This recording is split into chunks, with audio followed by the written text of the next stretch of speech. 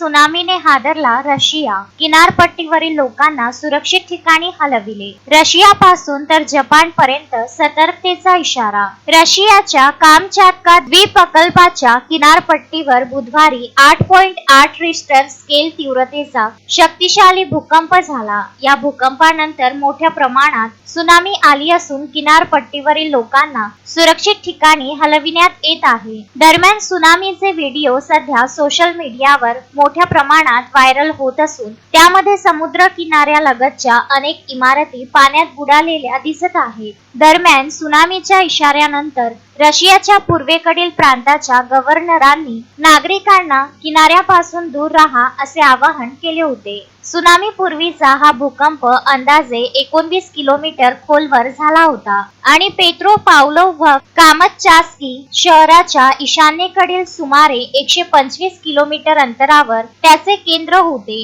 रॉयटर्सच्या वृत्तानुसार सुनामीच्या लाटा 4 मीटर उंचीपर्यंत उसळल्या असून अनेक भागांमध्ये मोठे नुकसान झाले आहे.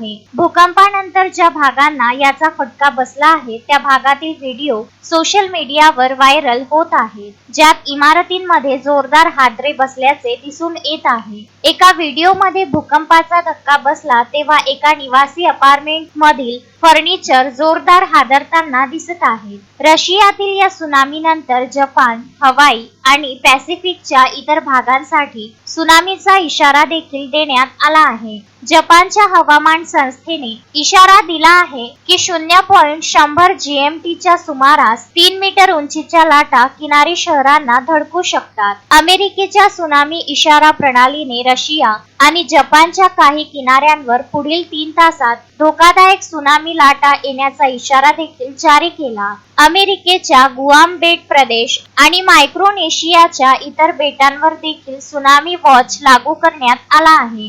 कामचाटका आणि रशियाचा सुदूर पूर्व पॅसिफिक रिंग ऑफ फायरवर वसलेला आहे, जो भूगर्भीय दृष्ट्या सक्रिय प्रदेश आहे, जे भूकंप आणि ज्वालामुखी प्रवण क्षेत्र आहे. Bureau report, Russia.